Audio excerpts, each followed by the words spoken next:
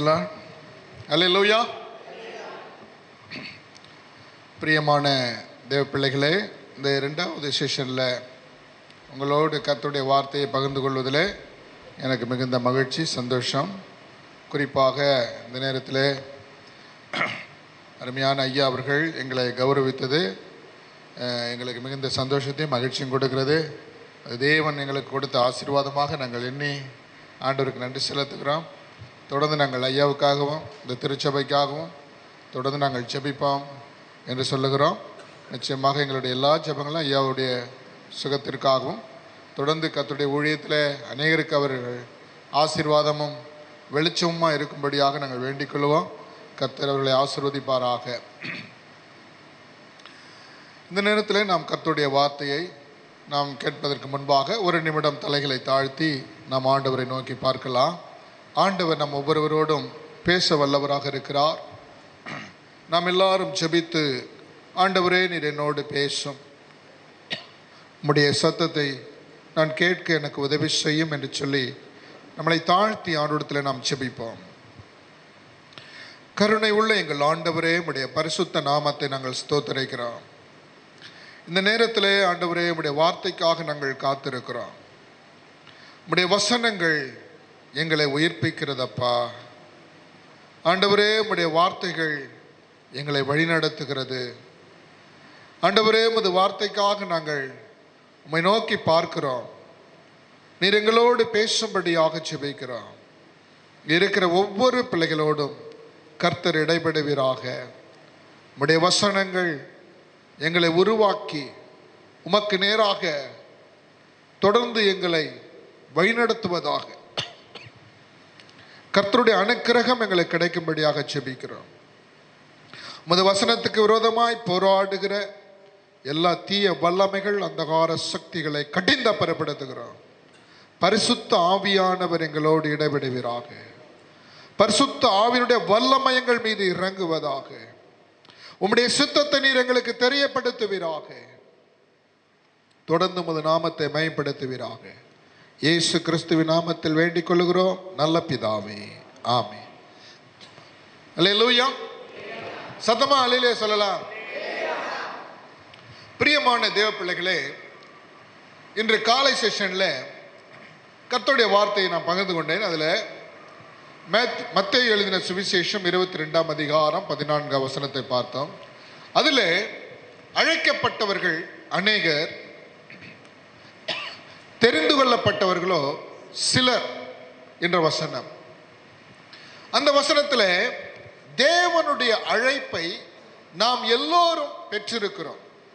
அழைப்பு என்பது எல்லோருக்குமானது, பாகுபாடு கிடையாது. அந்த அழைப்பை நாம் ஏற்றுக்கொள்ள வேண்டும். அந்த அழைப்பை ஏற்றுக்கொண்டு அந்த அழைப்புக்கு ஏற்றவாறு நாம் வாழ வேண்டும் என்று ஆண்டவர் விரும்புகிறார். ஆனால் காலையிலே நாம் பார்க்கும் பொழுது அந்த அழைப்பை ஒரு சிலர் அலட்சியம் பண்ணினார்கள். அப்படி அலட்சியம் பண்ணினவர்கள் 3 விதமான மக்கள். முதலாவது மனிதர்கள் தேவனுடைய அழைப்பை அலட்சியப்படுத்தினார்கள். இந்த உலக பொருளை பெரிதாக எண்ணி, உலக பொருளையும் பணத்தையும் பிசினஸையும் அவர்கள் பெரிதாக நினைத்து தேவனுடைய அழைப்பை அலட்சியம் பண்ணினார்கள். இரண்டாவது வகை மக்கள் பிசாசனுடைய நேரடி ஆலோசனையை கேட்டு தேவனுடைய அழைப்பை அவர்கள் அலட்சியம் பண்ணினார்கள்.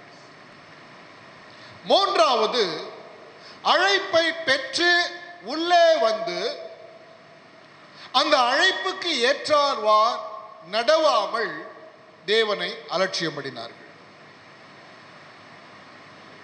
அவர்கள் மூவரும் அதே 22ஆம் அதிகாரம் அந்த 14ஆம் வசனத்துக்கு மேலே தேவன் சொன்ன அந்த ஓமையிலே இருக்கிறார்.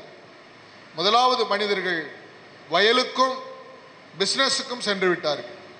இரண்டாவது மனிதர்கள் அவருடைய ஊழியக்காரர்களை அவமானப்படுத்தி அவர்களை கொலை செய்து விட்டார்கள். மூன்றாவது மனிதர் கல்யாண விருந்துக்குள்ளே வந்து கல்யாண வஸ்திரம் தரிக்காமல், தேவனுக்கு பிரியமானதை செய்யாமல், தேவனுடைய கட்டளைகளும் கற்பனைகளும் கைக்கொள்ளாமல் இருந்து தேவனுடைய அழைப்பை உதாசீனப்படுத்தி விட்டார்கள். இதுதான் கால செஷனுடைய செய்தி. இப்பொழுது நான் உங்களுக்கு சொல்லுகிறேன், நாம் அழைப்பை பெற்றால் மாத்திரம் போதாது, தேவனால் தெரிந்து கொள்ளப்பட வேண்டும். அழைப்பு என்பது எல்லோருக்குமானது, தெரிந்து கொள்ளுதல் என்பது குறிப்பிட்டவர்களுக்கு மாத்திரமே. யாரை ஆண்டவர் தெரிந்து கொள்ளுகிறார்? அழைப்பை பெற்ற எல்லாரையும் ஆண்டவர் தெரிந்து கொள்ளுகிறாரா என்றால் இல்லை. பின்ன யாரை ஆண்டவர் தெரிந்து கொள்ளுகிறார்? அந்த அழைப்பை பெற்றவர்கள் அதற்கு ஏற்றார் போல் நடக்கும் போது தேவன் அவர்களை தெரிந்து கொள்ளுகிறார். அல்லேலூயா சொல்லுங்க பிள்ளைகளே. தேவன் நம் எல்லோரையும் அழைத்திருக்கிறார். ஆனால் தேவன் எல்லோரையும் தெரிந்து கொள்ளவில்லை என்பதை நாம் உணர வேண்டும். அப்ப அவர் தெரிந்து கொள்ளுகிற வண்ணமாக நம்முடைய வாழ்க்கையை நாம் மாற்ற வேண்டும். நமக்கு ரட்சிப்பு எப்படி வருகிறது? இலவசமாய் கிருபையினால் விசுவாசத்தை கொண்டு ரட்சிக்கப்பட்டோம் என்று வேதம் சொல்லுகிறது.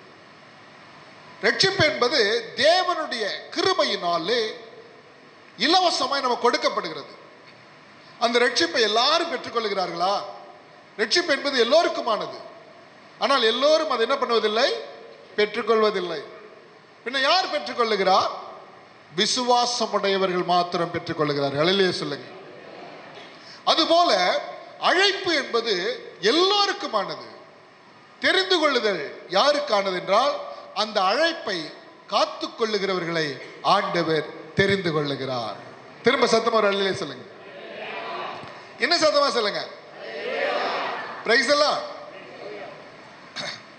கவனிங்க பிள்ளைகளே, அழைக்கப்பட்டவர்கள் ரட்சிப்பை இழக்க வாய்ப்பு இருக்கிறது. தெரிந்து கொள்ளப்பட்டவர்கள் ரட்சிப்பை இழப்பதில்லை. அல்லேலூயா. அழைக்கப்பட்டவர்கள் ரட்சிப்பை இழக்கலாம், ஆனால் தெரிந்து கொள்ளப்பட்டவர்கள் ரட்சிப்பை இழக்கவே மாட்டார்கள். ஏனென்றால் தேவன் அவர்களை பாதுகாக்கிறார். தேவன் அவர்களை பாதுகாக்கிறார். ஆண்டவர் சவுலை அழைத்தார், தாவீதை தெரிந்து கொண்டார். ஏசாவை அழைத்தார், யாக்கோபை தெரிந்து கொண்டார். ஆபிரகாமை அழைத்தார், ஆபிரகாமை தெரிந்து கொண்டார். அல்லேலூயா சொல்லுங்க. பிரைஸ் எல்லாம். இப்போ அழைப்புக்கும் தெரிந்து கொள்ளுதலுக்கும் உள்ள வித்தியாசத்தை நீங்கள் தெரிந்து கொள்ள வேண்டும். இன்றைக்கு நீங்கள் இங்கே வந்திருக்கிறீர்கள், ஆண்டவர் உங்களோடு பேசுகிறார். எதற்காக பேசுகிறார் என்று சொன்னால், என் மகனே, நீ அழைக்கப்பட்டிருக்கிறாய், ஆனால் தெரிந்து கொள்ளப்பட்டிருக்கிறாயா? நீ தெரிந்து கொள்ளப்பட்டால் தான் உன்னுடைய அந்த ரட்சிப்பு உறுதியானது. நீ அழைக்க மட்டும் பட்டிருந்தால் என்றைக்கு வேண்டுமானாலும் அந்த அழைப்பில் இருந்து நீ விலகி போகலாம். அதைத்தான் வேதம் சொல்லுகிறது. அழைக்கப்பட்டவர்கள் அநேகர், தெரிந்து கொள்ளப்பட்டவர்கள் சிலர். அல்லேலூயா. Praise the Lord. அப்ப தெரிந்து கொள்ளப்படத்தக்க விதத்திலே நம்முடைய வாழ்க்கையை நம்ம மாற்ற வேண்டும். ஆண்டவர் நம்மை தெரிந்து கொள்ள வேண்டும். அவர் நம்மை தெரிந்து கொண்டால்தான் நம்முடைய வாழ்க்கை ஆசீர்வதிக்கப்படும், நம்முடைய சந்ததி ஆசீர்வதிக்கப்படும். ஆகவே அவர் நம்மை தெரிந்து கொள்வதற்கு நாம் என்ன செய்ய வேண்டும்? நாம் அழைக்கப்பட்டிருக்கிறோம், அவர் நம்மை தெரிந்து கொள்வதற்கு நாம் என்ன செய்ய வேண்டும்? பிரியமானவர்களே, வேதத்திலே பார்க்கிறோம். நீதிமொழிகள் 24:16 என்ன சொல்லுகிறது? நீதிமான் 7 தரம் விழுந்தாலும் தேவன் அவன் என்ன பண்ணுவார்? தூக்குவார். அல்லேலூயா. அவனை எழுப்புவார். நீதிமான் 7 முறை விழுந்தாலும் தேவன் அவனை உயர்த்துவார், தூக்குவார், எழுப்புவார் என்று சொல்லப்பட்டிருக்கு. இந்த நீதிமான் யார் அப்படின்னு சொன்னால், அவன்தான் தேவனால் தெரிந்து கொள்ளப்பட்டவன். அல்லேலூயா. Praise the Lord. அழைக்கப்பட்டவர்கள் எல்லாரும் நீதிமான் ஆவறதில்லை, ஆனால் நீதிமான்களை தேவன் தெரிந்து கொள்ளுகிறார். ஆண்டவர் உங்களை தெரிந்து கொள்ளுகிறார் என்று சொன்னால், உங்களை நீதிமான்களாக அவர் தெரிந்து கொள்ளுகிறார். ஆகவே நாம் ஒவ்வொருவரும் ஆண்டவரால் தெரிந்து கொள்ளப்படுவதற்கு ஏற்றார் வண்ணம் நாம் மாற வேண்டும். அதற்கான சில உதாரணங்களை சொல்லி நான் உங்களுக்கு விளக்கப் போகிறேன். என்னோடு கூட எடுத்துக்கொள்ளுங்கள். ரோமருக்கு எழுதிய நிருபம் 8ஆம் அதிகாரம், அதிலே 29, 30 ஆகிய வசனங்களை நாம் வாசிக்கலாம். தம்முடைய குமாரன் அநேக சகோதரருக்குள்ளே முதற் பேரானவராய் இருக்கும் பொருட்டு தேவன் எவர்களை முன்னறிந்தாரோ அவர்களை தமது குமாரனுடைய சாயலுக்கு ஒப்பாய் இருப்பதற்கு முன்குறித்தும் இருக்கிறார். எவர்களை முன்குறித்தாரோ அவர்களை அழைத்தும் இருக்கிறார். எவர்களை அழைத்தாரோ அவர்களை நீதிமான்களும் ஆக்கியும் இருக்கிறார். எவர்களை நீதிமான்கள் ஆக்கினாரோ அவர்களை மகிமைப்படுத்தியும் இருக்கிறார். அல்லேலூயா. பிள்ளைகளே, கவனியுங்கள். நம்முடைய கிறிஸ்தவ வாழ்க்கை என்பது ஒவ்வொரு ஸ்டேஜாக வளரக்கூடியது. சிலர் முன்குறிக்கப்படுகிறார்கள், சிலர் அழைக்கப்படுகிறார்கள், சிலர் தெரிந்து கொள்ளப்படுகிறார்கள், சிலர் மகிமைப்படுத்தப்படுகிறார்கள். ஹல்லேலூயா, ஹல்லேலூயா. எப்படி ஒரு செடியானது அது ஒரு செடியா சின்ன ஒரு கண்ணாக இருந்து அது மரமாகிறது, அது மரமாகி அது பூ பூக்கிறது, காய்கள் காய்க்கிறது, கனிகளை கொடுக்கிறது. அதுபோல நம்முடைய வாழ்க்கை, ஆவிக்குரிய வாழ்க்கையும் பல பரிணாமங்களை பெறுகிறது. ஹல்லேலூயா. அழைக்கப்பட்ட அனுபவம், முன்குறிக்கப்பட்ட அனுபவம், தெரிந்தெடுக்கப்பட்ட அனுபவம், மகிமைப்படுத்தப்பட்ட அனுபவம். ஹல்லேலூயா, பிரைஸ் தி லார்ட். அப்போ தேர்ந்தெடுக்கப்படுவது, தெரிந்து கொள்ளப்படுவது, யாரை தெரிந்து கொள்ளுகிறார்களோ அவர்களை தேவன் மகிமைப்படுத்துகிறார். யாரை மகிமைப்படுத்துகிறாரோ அவர்களை தேவன் நீதிமானாக மாற்றுகிறார். ஹல்லேலூயா. இப்போ தேவன் உங்களையும் என்னையும் நீதிமானாக மாற்றுவதற்கு முன்குறித்திருக்கிறார், அழைத்திருக்கிறார், தெரிந்தெடுத்திருக்கிறார். ஹல்லேலூயா, praise the Lord, praise the Lord, ஹல்லேலூயா. அப்போ நீதிமானாய் மாற்றணும் அப்படின்னு சொன்னா என்னது? ஜஸ்டிஃபிகேஷன். அதாவது தேவன் நம்மளை நீதிமானாக மாற்றுகிறார், நம்மளை பரிசுத்தப்படுத்துகிறார், நம்மளை கழுவுகிறார். ஹல்லேலூயா, பிரைஸ் தி லார்ட். இப்ப இப்படிப்பட்ட அனுபவத்துக்குள்ளே நாம் கடந்து வர வேண்டும். நான் வெறுமனே நான் ஆண்டவரை ஏற்றுக்கொண்டேன், அவர் என்னை அழைத்தார், நான் சபைக்கு போகிறேன், வருகிறேன், இப்படியே நம்முடைய வாழ்க்கை அமையக்கூடாது. நம்முடைய வாழ்க்கை ஒவ்வொரு ஸ்டேஜாக வளர வேண்டும். அழைக்கப்பட்ட அனுபவத்திலிருந்து தெரிந்து கொள்ளப்பட்ட அனுபவத்திற்கு நாம் கடந்து வர வேண்டும். தெரிந்து கொள்ளப்பட்ட அனுபவத்திலிருந்து மகிமைப்படுத்தப்படுகிற அனுபவத்துக்கு நாம் வர வேண்டும். ஹல்லேலூயா. மகிமைப்படுத்தப்பட்ட அனுபவத்திலிருந்து அவருடைய குமாரனுக்கு ஒப்பாக இருக்க வேண்டிய அனுபவத்திற்கு நாம் வர வேண்டும். அதுதான் தேவனுடைய திட்டம். புரியுதா? வெறுமனே நம்முடைய கால்வலியை, தலைவலியை நல்லாக்குவது தான் தேவனுடைய திட்டமா? அதற்காகத்தான் உங்களை அழைத்திருக்கிறாரா? சில நேரங்களில் ஆண்டவர் நம்மளுடைய கால்வலி, தலைவலியை நல்லாக்கிட்டாலே நம்ம என்ன பண்ணிடுறோம்? எல்லாத்தையும் சாதிச்ச மாதிரி நம்ம நினைச்சுக்கிறோம். தேவனுடைய பிள்ளைகளே, அதுவல்ல தேவ திட்டம். நாம் அவருடைய குமாரனுக்கு ஒப்பாக மாற வேண்டும். 1 யோவான் 1ஆம் அதிகாரம் 2ஆம் வசனத்தில் சொல்லப்பட்டிருக்கிறது, இப்பொழுது நாம் தேவனுடைய பிள்ளைகளாக இருக்கிறோம், ஆனால் அவரை சந்திக்கிற வேளையிலே, அவர் வருகிற அந்த நேரத்திலே நாம் அவர் இருக்கிற வண்ணமாகவே இருப்போம். ஹல்லேலூயா, பிரைஸ் தி லார்ட்.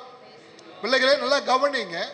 ஆண்டவர் நம்மை அழைத்தது நீங்கள் இப்பொழுது இருக்கிறீர்களே இப்படியே இருப்பதற்காக அல்ல, அவருடைய குமாரனுக்கு ஒப்பாக மாறுவதற்காக ஆண்டவர் நம்மை அழைத்திருக்கிறார். எவ்வளவு பெரிய நோக்கம், எவ்வளவு பெரிய சாதனை அது! இந்த உலகத்தில் நாம் கிறிஸ்துவுக்கு ஒப்பாக மாறுவது என்பது நம்மளால முடியாத விஷயம். ஆனா ஆண்டவர் அதற்காகத்தான் நம்மை அழைத்திருக்கிறார். பிரைஸ் தி லார்ட், ஹல்லேலூயா. அந்த நோக்கத்தை சிந்தனையில வைங்க. இந்த நோக்கத்தை என்ன பண்ணோம்? சிந்தனையில வைக்கணும். நம்ம கிறிஸ்தவம் என்றால் வேற ஏதோ நினைத்துக் கொண்டிருக்கிறோம். கிறிஸ்தவம் என்றால் ஒரு பாடல், 2 ஆராதனை, 3 அல்லேலூயா, அதோடு முடிந்து விடுகிறது. பிள்ளைகளே, கிறிஸ்தவம் என்பது கிறிஸ்துவை போல மாறுவது. சத்தமா ஒரு அல்லேலூயா சொல்லுங்க. என்ன சத்தமா சொல்லுங்க, வேகமா சொல்லுங்க.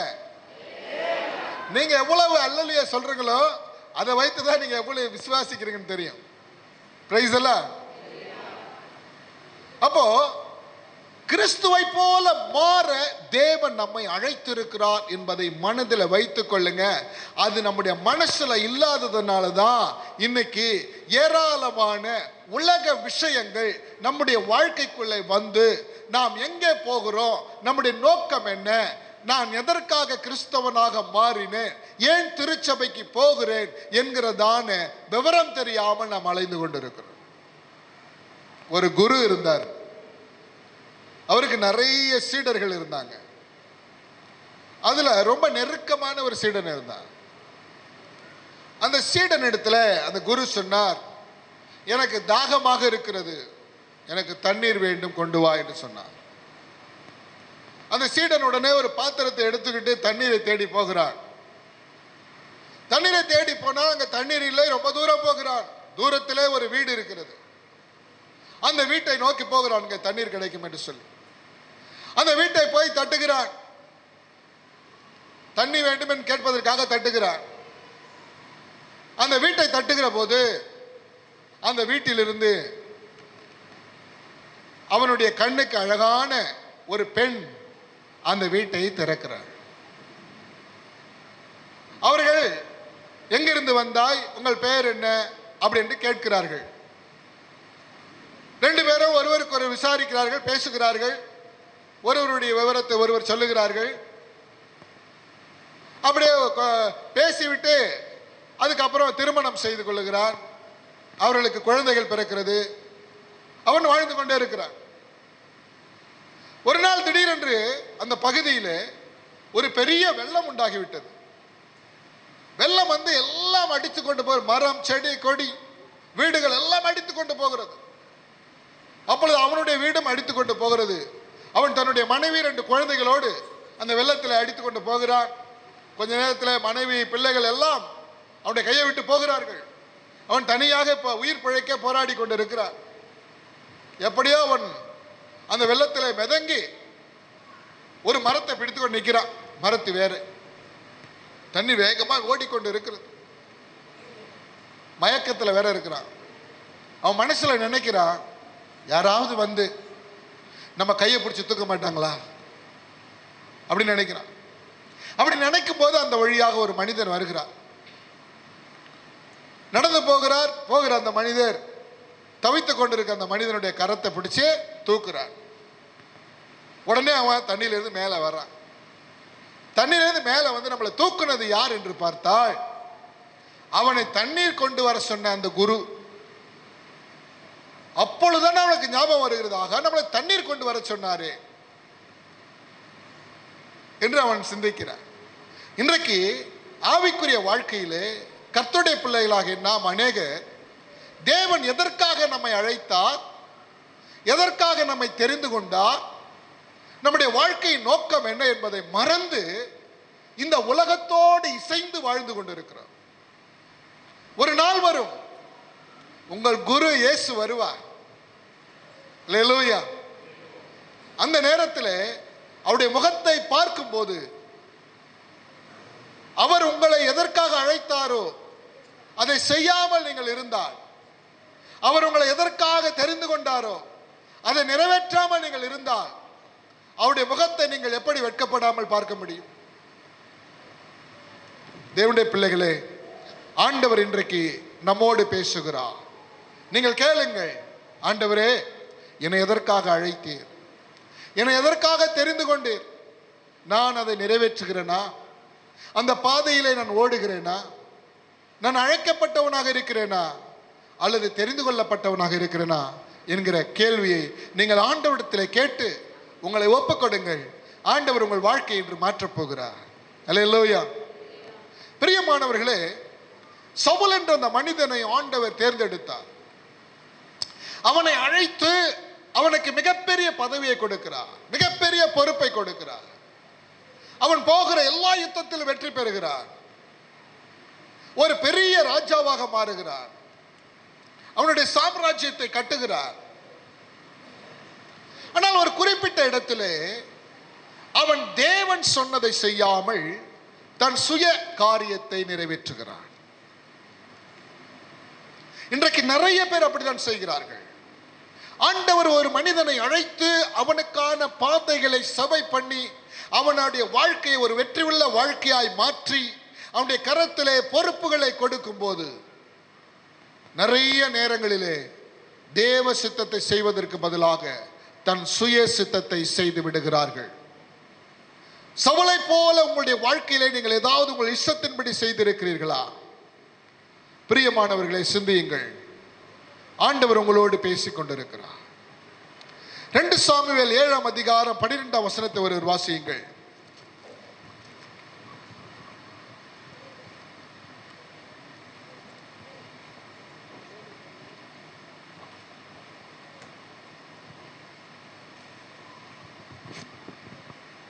உன் நாட்கள் நிறைவேறி நீ உன் பிதாக்களோட நித்திரை பண்ணும் போது நான் உனக்கு பின்பு உன் கற்ப பிறப்பாகிய உன் சந்ததியை எழும்ப பண்ணி அவன் ராஜ்யத்தை நிலைப்படுத்துவேன். ஆமென். பிரியமானவர்களே, இங்க நாம் தாவீதை குறித்து பார்க்கிறோம். ஆனால் சவுலை பாருங்கள், அவன் தேவ திட்டத்தை செயல்படுத்தாமல் தன் சுய திட்டத்தை செயல்படுத்துகிறான். தேவன் அவரை கடிந்து கொண்டு அவர் கீழ்ப்படியாமல் செயல்படுகிறார் என்பதை அவனுக்கு உணர்த்தி அவனை ராஜ்யபாரத்திலிருந்து எடுத்து போடுகிறார். அதற்கு பிற்பாடு ஆண்டவர் தாவீதுக்கு அந்த வாய்ப்பை கொடுக்கிறார். நல்லா கவனிக்கணும். நம்முடைய வாழ்க்கையிலும் அப்படித்தான். ஆண்டவர் உனக்கு ஒரு பொறுப்பை கொடுக்கும் போது, உனக்கு ஒரு உயர்வை கொடுக்கும் போது, உனக்கு ஒரு மேன்மையை கொடுக்கும் போது, அங்கே தேவ சித்தத்தை நிறைவேற்றாமல் நீ உன் சுய சித்தத்தை நிறைவேற்றுவாயானால் ஆண்டவர் உன்னை தேர்ந்தெடுக்க மாட்டார். ஆண்டவர் உன்னை தள்ளிவிடுவார். இங்கே சவுல் அழைக்கப்பட்ட அனுபவத்தில் இருக்கிறான், தெரிந்து கொள்ளப்பட்ட அனுபவத்திற்கு அவன் வரவில்லை. இன்றைக்கு அநேக கிறிஸ்தவர்கள் நம்மிலே ஆண்டவருடைய ஆசீர்வாதங்களை அழைக்கப்பட்ட அனுபவத்திலேயே நாம் இழந்து விடுகிறவர்களாக இருக்கிறோம். நிறைய பேர் நான் கேள்விப்பட்டு இருக்கிறேன், ஆண்டவர் ஆசீர்வதிப்பார், உயர்த்துவார், மேன்மைப்படுத்துவார், அப்புறம் அவர் காணாம போயிடுவாங்க. காரணம், அழைக்கப்பட்ட அனுபவத்திலேயே அதை தக்க வைத்துக் கொள்ளக்கூடிய ஒரு வாழ்க்கை அவர்கள் வாழவில்லை. ஆனால் தாவீதுக்கு அந்த வாய்ப்பு கொடுக்கப்படுகிறது. வேதம் சொல்லுகிறது, அவனுடைய எல்லா சத்துருக்களிடத்திலும் இருந்தும் அவனுக்கு விடுதலை கொடுத்த பொழுது அவன் தேவனுடைய ஆலயத்தை குறித்து அவன் சிந்திக்கிறான். நான் பெரிய வீட்டிலே குடியிருக்கிறேன், பெரிய பெரிய மரங்களால் கட்டப்பட்ட வீட்டிலே நான் வசிக்கிறேன், ஆனால் என் ஆண்டவரோ கூடாரத்திலே இருக்கிறார். நான் அவருக்கு ஒரு ஆலயத்தை கட்டுவேன் என்று அவன் சிந்திக்கிறான். தேவனுடைய பிள்ளைகளே, ஆண்டவர் உங்களை அழைத்து உங்கள் வழிகளை சபையாக்கி உங்களுக்கு உயர்வுகளை மேன்மைகளை கொடுக்கும் போது, உங்கள் சத்துருக்களை உங்களை விட்டு விலக்கும் போது, நீ உனக்காக சிந்திக்காமல் தேவனுக்காக சிந்தித்தால் ஆண்டவர் உன்னை தேர்ந்தெடுப்பார். ஹல்லேலூயா. அப்பொழுதுதான் அவர் தேர்ந்தெடுப்பார். புரியுதா? அப்போதான் தாவீதை தேர்ந்தெடுக்கிறார். ஆண்டவருக்காக அவன் சிந்திக்கிற போது, ஆண்டவருக்காக ஆலயத்தை கட்ட வேண்டும் என்று அவன் நினைக்கும் போது, உண்மையிலேயே ஆண்டவருக்கு அவன் ஆலயத்தை கட்ட வேண்டும் என்று தேவன் விரும்பவில்லை, தேவன் நினைக்கவில்லை. அவன் விரும்பினாலும் ஆண்டவருக்கு விருப்பமில்லை. ஆனால் ஆண்டவர் அவனுடைய நினைவுகளை காணர் பண்ணுகிறார். ஹல்லேலூயா சொல்லுங்க. அவனுடைய சிந்தனையை அவர் எண்ணி பார்க்கிறார். எண்ணி பார்த்து அவனுக்கான வாக்குத்தத்தங்களை கொடுக்கிறார். 16ஆம் வசனத்தை வாசியுங்கள். உன் வீடும் உன் ராஜ்யமும் என்னென்றைக்கும் எனக்கு உன் வீடும் உன் ராஜ்யமும் என்றென்றைக்கும் எனக்கு முன்பாக ஸ்திரப்பட்டிருக்கும். என்றென்றைக்கும் எனக்கு முன்பாக ஸ்திரப்பட்டிருக்கும். ஹல்லேலூயா. பாருங்க பிள்ளைகளுக்கு நல்லா கவனிங்க. எப்படி தாவீதுக்கு ஆண்டவர் வாய்ப்பு கொடுத்தாரோ அதே வாய்ப்பு தான் சவுலுக்கு முன்னாடி கொடுத்தார். சவுல் அந்த வாய்ப்பை தவறவிட்டான். தாவீது அந்த வாய்ப்பை அவன் தக்க வைத்துக் கொண்டான். நீங்கள் எவ்வாறு இருக்கிறீர்கள்? தேவனுக்கு முன்னாடி பட்சபாதமே கிடையாது. சில வேளை நீங்க நினைக்கலாம், அவனை ஆண்டவர் ஆசீர்வதிக்கிறார், என்னை ஆசீர்வதிக்கவில்லை, அவர்களுக்கு எல்லாம் நல்லா நடக்குது, எனக்கு எது நடக்கவில்லை என்று சொல்லி. பிள்ளைகளே, நீங்கள் எவ்வாறு இருக்கிறீர்கள்? சவுலை போல இருக்கிறீர்களா, தாவீதை போல இருக்கிறீர்களா? சவுல் தன் சுய சித்தத்தை செய்தான், தாவீது தேவனுக்காக சிந்தித்தான். ஹல்லேலூயா. நீங்கள் உங்கள் சுய விருப்பத்தை நிறைவேற்ற விரும்புகிறீர்களா, அல்லது தேவனுடைய சித்தத்தை, தேவனுக்கு பிரியமானதை செய்ய விரும்புகிறீர்களா? நாம் எப்பொழுதெல்லாம் சுய சித்தத்தை செய்ய நினைக்கிறோமோ அப்பொழுதெல்லாம் நாம் தோற்று போவோம், அப்பொழுதெல்லாம் நாம் தேவனை விட்டு விலகி போவோம். ஆனால் தேவனுக்கு பிரியமானது செய்ய, தேவன் நினைக்கிறதை செய்ய முற்படும் போது அவரோடு நாம் நெருங்கி வாழுவோம். ஹல்லேலூயா, பிரைஸ் தி லார்ட். உன்னுடைய ஆவிக்குரிய வாழ்க்கை எவ்வாறு இருக்கிறது? தேவனோடு நெருங்கி வாழ்ந்து கொண்டிருக்கிறீர்களா, தேவனை விட்டு தூரமாக இருக்கிறீர்களா? சில பேருடைய வாழ்க்கை போதகரோடு தொடர்பிலே இருக்காது. சபைக்கு வருவார்கள், அப்படியே போயிடுவாங்க. சபையில் என்ன நடக்குது, ஏது நடக்குது, எதையுமே கண்டுக்க மாட்டாங்க. கும்பல்ல வந்துட்டு கும்பலோடு போயிடுவாங்க. சபையினுடைய காரியங்களை குறித்து சிந்திக்கவோ செயல்படவோ அதில் ஒத்துழைப்பு கொடுக்கவோ அவங்களுக்கு நேரம் இருக்காது. இதுதான் சவுலினுடைய செயல்பாடு. அதே நீ தாவீதினுடைய செயல்பாடு உனக்குள்ள இருந்தால் சபையின் காரியங்களிலே உன்னையும் அறியாமல் உன் இருதயம் வந்து அதிலே தங்கும். அல்லேலூயா. சபையில என்ன நடக்கிறது, அதுல என்னுடைய பங்கு என்ன, நான் எவ்வாறு அங்கே செயல்பட வேண்டும். அல்லேலூயா. அப்படி நீங்கள் சிந்தித்து பாருங்கள், ஆண்டவர் உங்களை உங்கள் சந்ததியையும் அவர் ஆசீர்வதிப்பார். ஒரு மனிதன் தெரிந்து கொள்ளப்படுகிற போது அந்த மனிதனை மாத்திரம் ஆண்டவர் தெரிந்து கொள்வதில்லை, அவன் சந்ததியையும் ஆண்டவர் தெரிந்து கொள்கிறார். அல்லேலூயா சொல்லுங்க. சில இடங்கள்ல நீங்க கேள்விப்பட்டிருப்பீங்க, முன்னொரு காலத்துல ஒரு கிறிஸ்தவர் இருந்தார் இந்த கிராமத்துல, ரொம்ப நாள் இருந்துட்டு அப்புறம் செத்துட்டாரு. இப்ப அவங்க பிள்ளைங்களாம் எங்க, பேர பிள்ளைங்க எங்க, அவங்க எங்க உலகத்தார் மாறிட்டாங்க, உலக வாழ்க்கையில அவங்க வாழ்றாங்க. ஆனால் அதே நேரத்தில் ஒரு சாதாரண ஒரு அம்மா, ஒரு விதவை, அவர்கள் ஆண்டவரை தேர்ந்தெடுப்பார்கள், தேவன் அவர்களை தேர்ந்தெடுத்திருப்பார். அந்த விதவனுடைய பிள்ளைகள், பேர பிள்ளைகள் பல வருஷங்களுக்கு பின்பாக அவர்கள் தேவனுடைய ஊழியத்திலும் தேவனுடைய நாமத்தை மகிமைப்படுத்துகிற காரியத்திலும் அவர்கள் சிறந்து காணப்படுவார்கள். ஹல்லேலூயா. புரியுதா? எதனால என்றால் உன்னை அழைத்திருக்கிறார், இன்னொருவரை ஆண்டவர் தேர்ந்தெடுத்திருக்கிறார். அழைப்பு எல்லோருக்குமானது, தேர்ந்தெடுத்தல் அந்த அழைப்பை தக்க வைத்துக் கொள்வதின் அடிப்படையிலே தேர்ந்தெடுக்கிறார். ஹல்லேலூயா. நீங்கள் ஆண்டவருடைய அழைப்பை தக்க வைத்துக் கொள்ள முற்படுங்கள். ஆண்டவரை சாதாரணமாக நினைக்காதீர்கள். அவர் பட்சபாதம் உள்ளவரும் அல்ல. ஆனால் ஆண்டவர் கொடுத்த அழைப்பை நீ தக்க வைத்துக் கொண்டால் அவர் உன்னை ஆசீர்வதிப்பார், உன் சந்ததியை ஆசீர்வதிப்பார். இங்க ஆண்டவர் சொல்லுங்க, உன்னையும் உன் சந்ததியையும் உன்னுடைய ராஜ்யபாரத்தையும் என்றென்றைக்கும் எனக்கு முன்பாக நான் நிலைநிறுத்துவேன், திடப்படுத்துவேன் என்று சொல்லுகிறார். பிரியமான தேவ பிள்ளைகளே, தாவீதை போல கர்த்தருக்காக நாம் செயல்பட முன்வர வேண்டும். கர்த்தருடைய ஆலயத்திற்காக செயல்பட முன்வர வேண்டும். நம்முடைய திருச்சபையிலே ஐயா அவர்கள் ஒரு பெரிய 10 கோடி ரூபாய் ஒரு பட்ஜெட் போட்டு ஆலயத்தை கட்ட வேண்டும் என்று சொல்லி ஒரு பெரிய தரிசனத்தோடு அதை செயல்படுத்தி கொண்டிருக்கிறார்கள். தேவனுடைய பிள்ளைகளே, இது போன்ற காரியங்களிலே நீங்கள் முழுமையாக ஈடுபட்டு அதில் உங்களை அர்ப்பணித்து நீங்கள் செயல்படும் போது ஆண்டவர் உங்களையும் உங்கள் சந்ததியும் இந்த வேத வசனத்தின்படி அவர் ஆசீர்வதிப்பார். அல்லேலூயா, அல்லேலூயா. அதில் எந்த மாற்றமும் கிடையாது. ஆகவே தேவன் தெரிந்து கொள்ள வேண்டுமானால் நீங்கள் தேவனுடைய ஆலயத்தை கட்டுங்கள். தேவன் உங்களையும் உங்கள் சந்ததியையும் என்றென்றைக்கும் நிலைத்திருக்க பண்ண வேண்டும் என்று சொன்னால் அவருடைய ஆலயத்துக்குரிய காரியத்தில் ஈடுபடுங்கள். ஆண்டவர் உங்களை ஆசீர்வதிப்பார். அதே போல ஆண்டவர் ஏசாவை அழைத்தார், யாக்கோபை தேர்ந்தெடுத்தார். ஹல்லேலூயா. ஏங்க ஆண்டவர் ஏசாவை அழைக்கிறார்? ஏசாவும் ஈசாக்கினுடைய மகன் தான். இன்னும் அதிகமாக சொல்ல வேண்டும் என்று சொன்னால் ஈசாக்குக்கு பிரியமானவன்.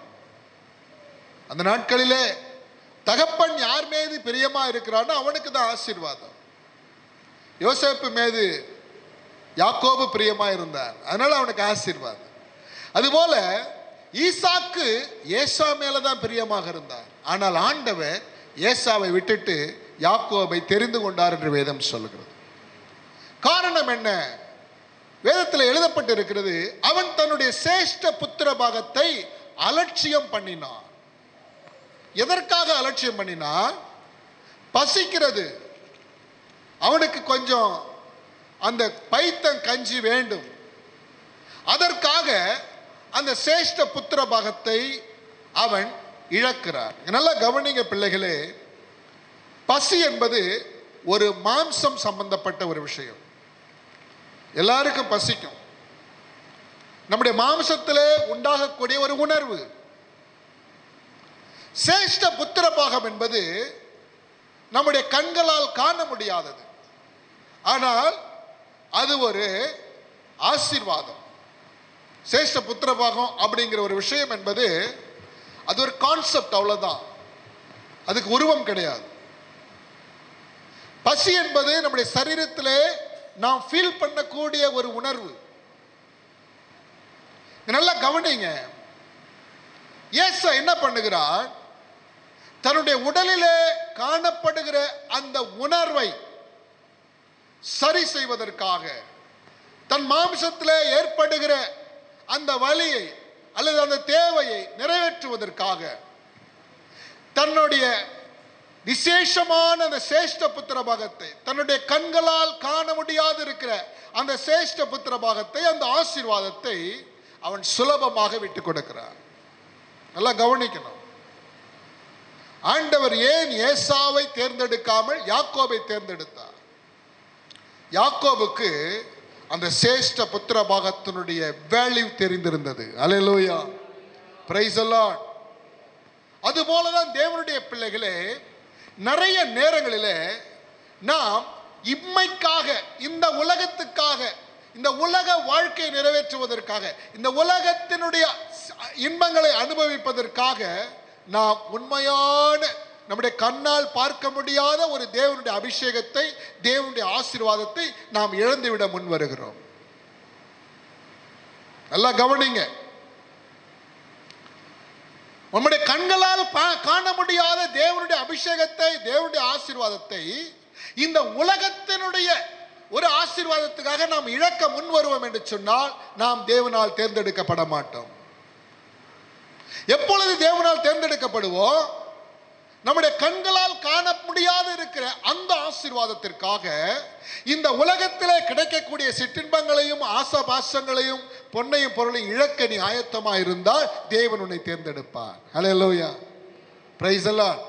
யாக்கோபு அதை தான் செய்தான். அந்த சேஷ புத்திர பாகத்தை வாங்கின உடனே அப்படியே அவனுக்கு எல்லா ஆசீர்வாதமும் வந்துட போறது கிடையாது. அது என்னவே தெரியாது, ஜஸ்ட் எ கான்செப்ட், அவ்வளவுதான். ஆனால் அவன் காட்சி கொண்டிருந்த அந்த கஞ்சை கொடுக்க அவன் ஆயத்தமாக இருந்தான். அல்லேலூயா. அதுபோல உங்களுடைய வாழ்க்கையிலே உங்களுடைய கண்களால் காண முடியாத தேவனுடைய ஆசீர்வாதங்களை, தேவனுடைய அபிஷேகங்களை, தேவனுடைய வாக்குத்தத்தங்களை பெறுவதற்கு இந்த உலகத்தில் காணப்படுகிற சில சிற்றின்பங்களை, சில சுகங்களை, சில நன்மைகளை நீங்கள் இழக்க தயாராக இருக்கிறீர்களா? அப்படி இழக்க தயாராக இருந்தால் தேவன் உங்களை தேர்ந்தெடுப்பார். ஹல்லேலூயா, பிரைஸ் தி லார்ட். பிரியமானவர்களே, அதைத்தான் தேவன் நம்மிடத்தில் எதிர்பார்க்கிறார்.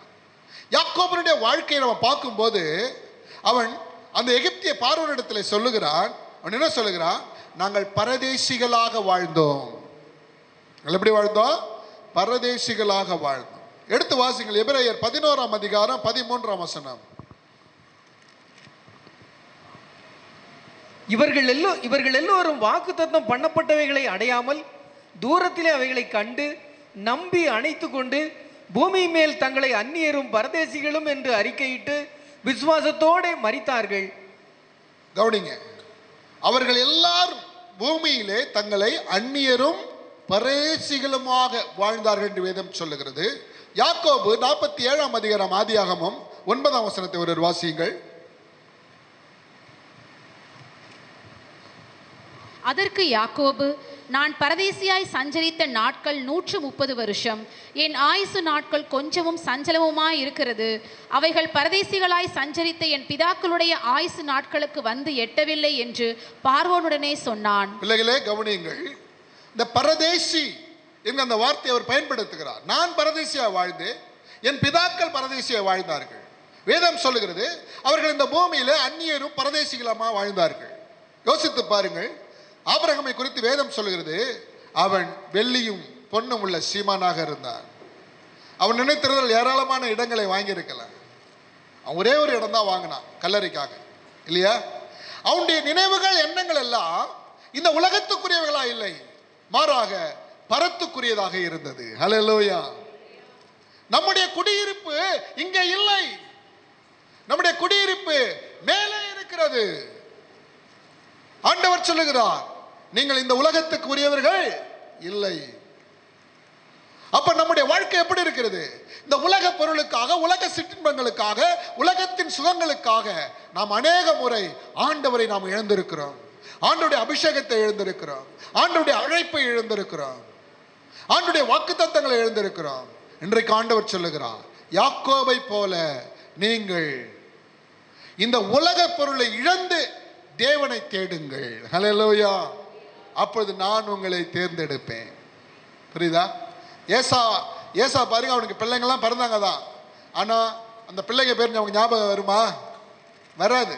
ஆனால் யாக்கோபுக்கு பிள்ளைங்க பிறந்தாங்க. அந்த 12 பிள்ளையுடைய பேரும் நமக்கு தெரியும். அந்த 12 பேரும் 12 கோத்திரங்களாய் மாறினார்கள். அவர்கள் இன்றளவும் இந்த பூமியிலே ஜீவிக்கிறார்கள். ஹல்லேலூயா, ஹல்லேலூயா, பிரைஸ் தி லார்ட். அதுதான் நீங்க புரிஞ்சு கொள்ளுங்க, அழைப்புக்கும் தெரிந்து கொள்ளுதலுக்கும் உள்ள வித்தியாசம். நீ அழைக்கப்பட்டால் எந்த நேரமும் உன்னுடைய அழைப்பை விட்டு நீ ஓடி போடலாம். ஆனால் தெரிந்து கொள்ளப்பட்டு விட்டால் உன்னை ஆண்டவர் விடவே மாட்டார். ஹல்லேலூயா. சவுல் ஒரே ஒரு பாவம் தான் செய்தான். தாவீது எத்தனை பாவம் செய்தான் இல்லையா? என்னென்ன பாவம் செய்தான்? கொலை பண்றான், விபச்சாரம் பண்றான், ஆண்டவருக்கே பிடிக்காத விஷயம் என்னது? இஸ்ரவேல் மக்களை எல்லாம் என்றான், லக்கம் பார்க்கிறான், ஒவ்வொரு முறையும் தவறுகிறான். ஆனாலும் தேவன் அவனை தூக்கி எடுத்தார். ஹல்லேலூயா. தேவன் அவனை மன்னித்தார், தேவன் அவனை ராஜாவாக வைத்தார், அவனை காப்பாற்றினார். ஹல்லேலூயா.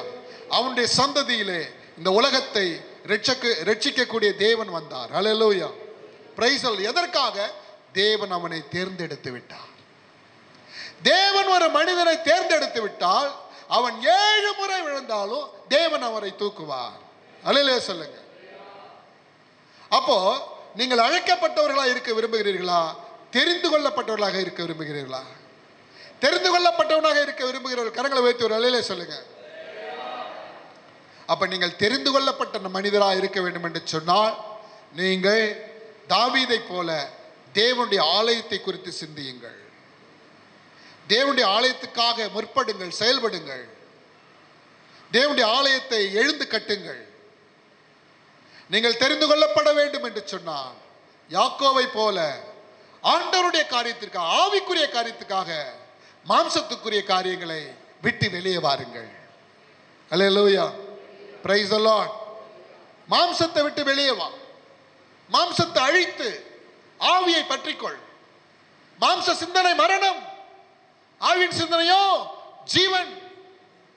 தேவனுடைய பிள்ளைகளே, ஆண்டவர் இன்று உங்களோடு பேசிக் கொண்டிருக்கிறார். நான் உன்னை தெரிந்து கொள்ள விரும்புகிறேன். நீ அழைக்கப்பட்டது போதாது, நீ தெரிந்து கொள்ளப்பட்டவனாக மாற வேண்டும். நீ நீதிமானாக மாற வேண்டும். நீ மகிமைப்படுத்தப்பட வேண்டும். நீ அவருடைய குமாரனாகிய கிறிஸ்துவை போல மாற வேண்டும். அல்லேலூயா. நம்ம எல்லாரும் எழுந்து நிற்கலாம். ஆண்டவருடைய சமூகத்தில் நம்ம ஒப்பு கொடுப்போம். Thank you Jesus. நன்றி ஆண்டவரே, நமக்கு நன்றி செலுத்துகிறோம்.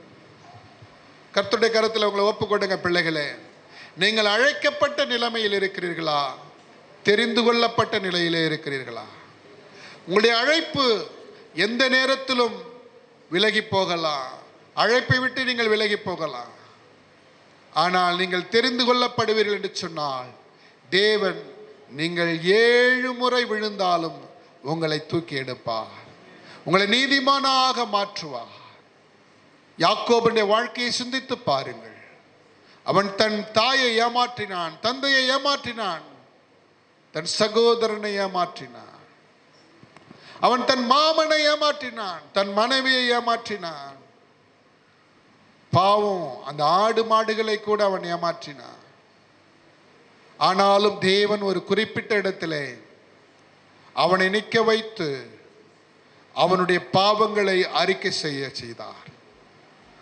அவன் தான் ஒரு எத்தன் என்பதை ஆண்டவருடைய சமூகத்திலே ஒப்புக்கொண்ட பொழுது தேவன் அவனுக்கு ஒரு புதிய பெயரை இடுகிறார். அவனை நீதிமானாக மாற்றுகிறார். தேவனுடைய பிள்ளையே, உன்னுடைய வாழ்க்கையிலும் நீ பல தவறுகளை செய்திருக்கலாம். பல நேரங்களில் ஆண்டவருக்கு பிடிக்காத காரியங்களை நடப்பித்திருக்கலாம். ஆனால் அவர் உன்னை நீதிமானாக மாற்றி அவருடைய சமூகத்துக்கு கொண்டு போக வேண்டுமானால் அவர் உன்னை தேர்ந்தெடுக்க வேண்டும். அவர் உன்னை தேர்ந்தெடுப்பதற்கு உன் வாழ்க்கையை அதற்கு நேராக ஒப்புவி. அவர் உன்னை தேர்ந்தெடுக்கத்தக்கதான ஒரு வாழ்க்கை முறையை தேர்ந்தெடு. தேவனுடைய பிள்ளைகளே, தாவீதை போல் அவருடைய ஆலயத்தை குறித்து சிந்தியுங்கள். யாக்கோவை போல பரலோகத்தை குறித்து சிந்தியுங்கள். ஆம் பிரியமானவர்களே, ஆபிரகாமை ஆண்டவர் தேர்ந்தெடுத்தார். என்ன, அவன் அநேக நாட்கள் ஒரு ஆபிரகாமாக வாழ்ந்தான். ஆபிராம் என்று சொன்னால் தனிமையானவன்.